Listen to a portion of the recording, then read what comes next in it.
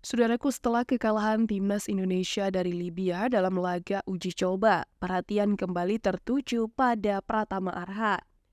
Pertandingan uji coba ini berlangsung pada Selasa 2 Januari 2024 di Titanic Marden Stadium, Turki sebagai bagian dari persiapan timnas Indonesia menjelang Piala Asia 2023.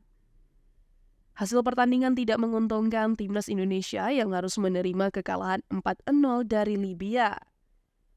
Gol-gol yang tercipta melalui kaki Ahmed Ekrawa di menit ke-25, Omar Alkoja di menit ke-58, Nuradin Al-Gelaib di menit ke-89, dan Al-Ala Al-Qaidar di menit ke-94. Membuat Syahrul Fadila, kiper timnas Indonesia, kesulitan menjaga gawangnya. Perhatian publik lebih terfokus pada Pratama Arhan yang menjadi perbincangan di media sosial. Pemain yang sebelumnya bermain untuk Tokyo Verdy ini tampil sejak awal pertandingan, tetapi performanya dinilai kurang memuaskan. Netizen Indonesia menyoroti sentuhan bola dan kreativitas permainannya yang minim dan membantu serangan. Meskipun Arhan digantikan oleh Hoki Caraka pada babak kedua, kritik terhadap performanya tetap berlanjut. Netizen menyebut bahwa Arhan yang memiliki status abroad tidak mampu menunjukkan performa yang sebanding dengan Edo Febriansyah yang bermain pada babak kedua. Pada babak pertama, timnas Indonesia sudah tertinggal setelah kesalahan Wahyu Prastio memudahkan Ahmed Ekrawa mencetak gol perdana bagi Libya.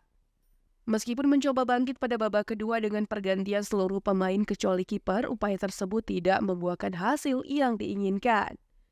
Blunder dari Jordi Amat dan Justin Hubner membuat Libya mengandalkan keunggulan hingga mencetak gol keempat.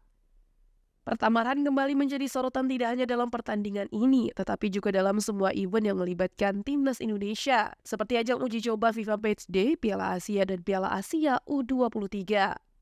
Performanya yang menurun seringkali menjadi bahan kritik baik di dalam lapangan maupun di luar lapangan pertandingan. Dengan Piala Asia 2023 di grup D bersama Jepang, Vietnam, dan Irak di depan mata, harapan agar Pratama Arhan segera memperbaiki performanya semakin meningkat.